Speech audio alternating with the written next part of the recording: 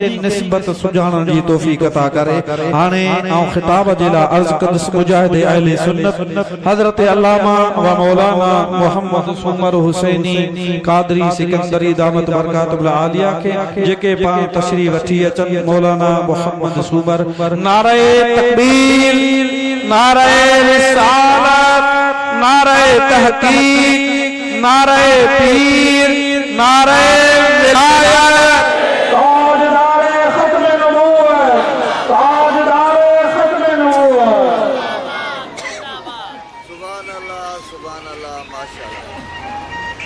बिस्मिल्लाहिर्रहमानिर्रहीम।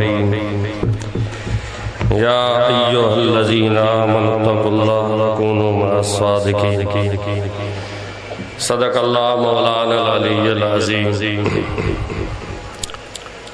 भली जायूं माहिरूं संदियूं सालिहन महशर जे मैदान में उन्हनि नाज मिलन। बाकी विचारन बियन उजागा अजाया गया। निहायती वाजिबुल एहतराम मुअज़्ज़िज़ उलमाए किराम व सादात गिरामी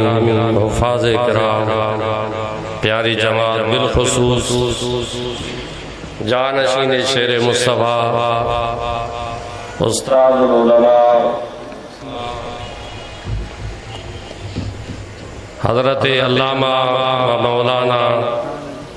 मुफ्ती हक़ुन नबी सिकंदरी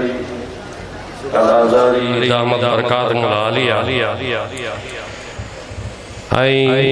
हरदिल अज़ीज़ इंतहाई शफीक मेहरबान उस्तादुल उलमा साहिबजादा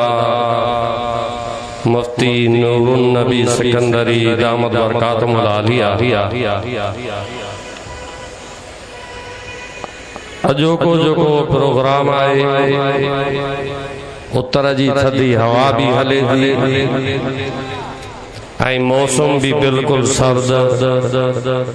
असां उतां खां हलियासीं तकरीबन हर दुकान ते जेको जिते वेठो बाहबारियो वेठो,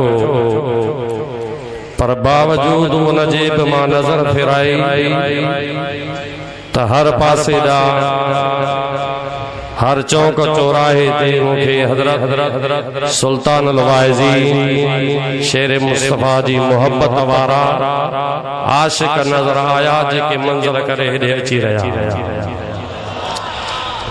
ॿियनि लफ़्ज़नि में अॼोको ॾियारो हे जेके तव्हां आशिक आया आहियो, शायद को इम्तिहान भी हुयो तो सर्दी भी हुजे, थदी थदी वाह भी हले त हाणे ख़बर पवी त केड़ा था हिते मौजूद जन, केड़ा था पहुचन। अचण वारा तव्हां आशिक आया आहियो। मां हिकिड़ो ई अर्ज़ु कंदुसि जीअं साईं सैयद महफूज़ अली शाह ॻाल्हि कई, ॻोठ अब्दुल ख़ालिक राजपुर में जलसो हिन फ़कीर रखरायो हज़रत शेर मुस्तफ़ा जो। पोते मरहूम अनवर ज़ात जो जट हो, उन दिल में सोचो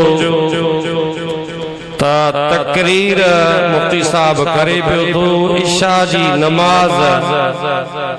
जो टाइम वञे पियो तो ऐं उन जे लाइ मुफ्ती साहब नथा फरमाइन तो मां तकरीर बंद क्या आज़ान जो नमाज पढ़ूं। उन दिल में सोचो हाणे उतां जो हिकिड़ो 2 4 10 20 गवाह सब वेठा है। कुछ हिते आया भी आहिनि, मूंसां काफ़ी जमायत मूंसां गॾायल आहे। मूं पर्ची कान लिखी ॾिनी साईं हज़रत अल्लामा इमाम बख्श साहब खे त मां हेतिरियूं गाॾियूं वठी आयो आहियां, पर अल्हम्दुलिल्लाह मुफ्ती साहब साईं सुल्तानुल वाइज़ी खिताब पूरो करे फरमायो, अॼु मां तव्हां खां हिकु शइ घुरी वठां तो उहा ॾींदो। सुभान अल्लाह नथा चओ भला टेक्सा हेतिरी हज़ारे माण्हू आयो, हज़ारनि जी तादाद में आशिक मौजूद हुजनि ऐं आवाज़ भी अचे, साउंड जो आवाज़ अचे तो आवाज़ भी अचे तो दीदार वे आलम जा कयो बा सारे जी सोबत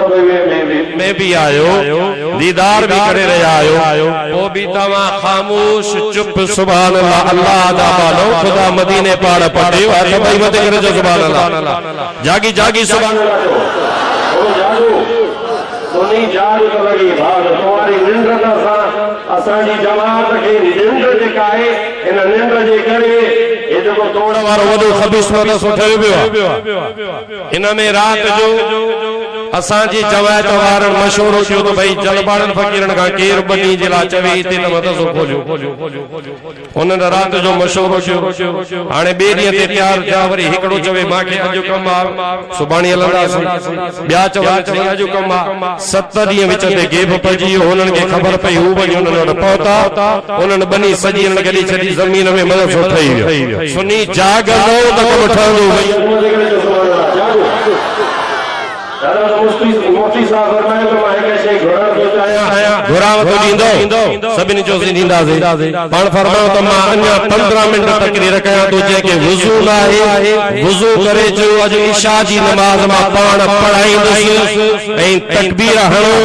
नमाज इशा सब गरजी पढ़ो उनी को पोनंग कंदा मुफ्ती साहब कसम रब जो साईं इमाम बशरी गदो साईं मस्जिद शरीफ जे अंदर हजरत मुफ्ती साहब पाण नमाज पढ़ाई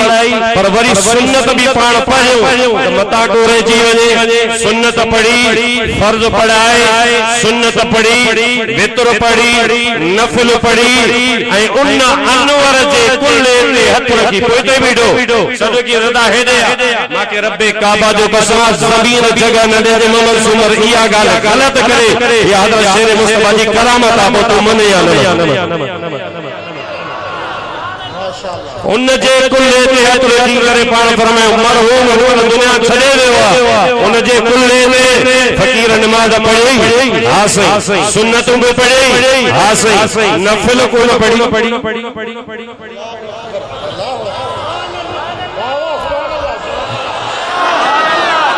माई होई करवा दो तो तमाजी जेका निंद्रा त असा के में कोई चलिया डागो सुभान अल्लाह आए मां रोई चयो कसम रब करीम जो मौलवी साहब सुन्नत पोई बारी तकान पड़ी बाद बारी पड़ी वितर पढ़ो मुफल वाके कोन पढ़ो मुझो छो कोन पड़ी बस मु कोन पढ़ियो तो मुफ्ती साहब फरमाते तो नफल न पढ़ी वो डी थियो उन चयो खुदा जो कसम जो आलम फरमाइंदा त अल्लाह जे वलियत यादो दिल ते कंट्रोल करे वणो भई आलम यादो जुबान पे कंट्रोल करे वणो ये हफ्ती अब्दुल रहीम सिकंदरी रहमतुल्लाह ताला अलैह वो शख्स हो वो जवान हो वो एड़े घोड़ में जवान घबरायो नंबर मैदान बनाए सोई तुझो संजुगार तो करे पीर सादिक दे हजरत शेर मुस्तफा रहमतुल्लाह ताला अलैह ते हमलो थियो तो न खा बाद में हमले चढ़ का बाद में 6 जनवरी तकरीर जन्मल शुरू गई तवज्जो आए सुनियो तवज्जो आए सुनियो तवज्जो आए पाण तकरीर शुरू कयो उन का बाद में 1.5 कलाक खिताब कयो पानी जो ढुकर भीतर आलम सब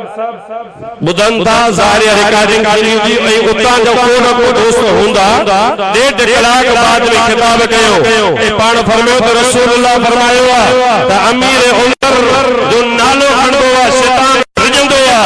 जे रस्ते सा उमर ईंदो आ शैतान रस्तो मटे वींदो आ ए जेके चमंदा सुपाए सहाबा ये सुपाए सहाबा न है ये सहाबा दा दुश्मन है मां अमीर उमर जो जिक्र करे रहे हो दुश्मन का बर्दाश्त थियो यो शेर मुस्तफा हो 1 कलाक खिताब कयाई पानी जो ढोकन पीताई मानी खाताई नंगर कयाई के लखा नदनी शेर मुस्तफा को को हमलो थियो खुदा जो कसम सुनी यो वाकई शेर मुस्तफा हतमत करे तो वाकई शेर मुस्तफा अल्लाह तबारक व तआला जे महबूब का सवाल किया रसूलुल्लाह क़यामत करेगी पर फरमातो क्या सही तैयारी रखी कान कया बस एतरो आहे जुमा रोजा रखातम ना दुनाए हज क्यातम ना दुनाए एक शे सांडे रखिया वो मोहब्बत रसूलुल्लाह या रसूलुल्लाह तमाजी मोहब्बत सांडे रखिया मदीने वाले सही फरमायो जेदी जैसा मोहब्बत होगी वैसा कद होगो असा जी हजरत शेर मुस्तफा से मोहब्बत आहे इंशाअल्लाह क़यामत के दिहाड़े शेर मुस्तफा सा कद होगा जागी जागी जाओ सुभान अल्लाह अल्लाह ताला ने फरमाया ए ईमान वारो तुझो मुखा मुजन सालियन जी सोबत अख्तियार कयो सालियन अदा हिन